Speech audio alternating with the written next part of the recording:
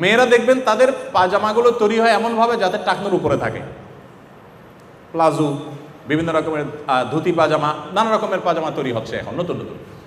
এরপরে দেখেন মেয়েদের নিজেদের সম্ভ্রম রক্ষার জন্য, তাদের প্রাইভেসি রক্ষার জন্য, ব্যক্তিত্বের পরিচায়ক হিসাবে তাদেরকে শালীন পোশাক, পুরুষদেরকেও বটে মহিলাদেরকে তাদের মতো করে শালীন পোশাক করতে বলেছে। তারই অংশ হিসাবে ওড়না পরা, এটা কোরআনের একটা বিশেষ নির্দেশনা। ওড়না পরা কোরআনের ভাষায় সেটাকে জিলবাব বলা হয়েছে, মাথার কাপড় টেনে দেওয়া।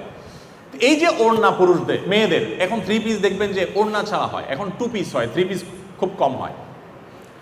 এখন ছেলেদের পাঞ্জাবি কিনতে গেলে দেখবেন সাথে একটা ওড়না দেয়। খেয়াল করছেন আপনারা? তাহলে ওড়না ছিল কোথায়, আসলো কোথায়? আপনারা মনে করছেন কাকতালীয়? না, এগুলো বাই ডিজাইন, বাই প্ল্যান, এগুলো করা হচ্ছে, বাট আমরা জানি না। তো এই জন্য আমি বলতে চাই যে ইসলাম যেগুলোকে, আমি এরকম আপনাকে অন্তত বহু এক্সাম্পল দিতে পারবো। আরেকটা দিয়ে আমি শেষ করি। কুকুরের ব্যাপারে নবী করিম সাল্লাল্লাহু আলাইহি ওয়াসাল্লাম বলেছেন যে কুকুর মানুষ উপকারে আসতে পারে, শিকার করতে পারে, পাহারাদারি করতে পারে, সে কাজে মানুষ ইউজ করতে পারে, কোনো অসুবিধা নেই। বাট মানুষের ঘরের ভিতরে কুকুর রাখবে না। কুকুরের জন্য আলাদা ঘর হতে পারে, পরিচর্যা হতে পারে, মানুষের ঘরে ঢুকাবে না। কেন? এখানে স্পিরিচুয়াল দিক আছে। সব কিছুর বাহ্যিক দেখে আমরা বিবেচনা, বাহির দেখে আমরা বিবেচনা করবো না, ভেতরে অন্তর্নিহিত দিক আছে, এটা আমরা জানি না। উনি ওহীর মাধ্যমে আল্লাহর কাছ থেকে জানতেন। তো কুকুর যদি মানুষের ভেতরে থাকে, কুকুরের উপরে নানাভাবে শয়তান কুকুরের উপরে ভর করে।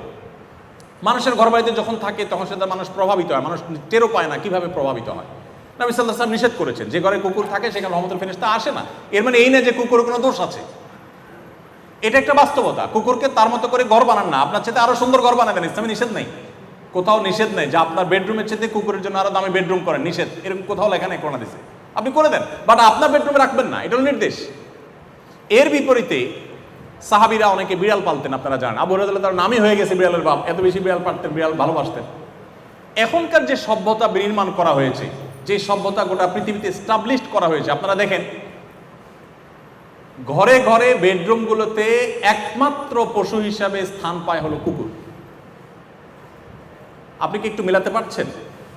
কোরআন হাদিস যেটাকে সবচেয়ে কঠোরভাবে নিষেধ করেছে, ওইটাকে সবচেয়ে কঠোরভাবে বাস্তবায়ন করা হয়েছে। আমি আপনাকে অন্তত 100 এক্সাম্পল দিতে পারবো এরকম, যে এগুলো কিন্তু কাকতালীয় না ভাই, এগুলো একটাও কাকতালীয় না, এগুলো সব বাই প্ল্যান, শয়তানের পেছন থেকে কাজ করছে।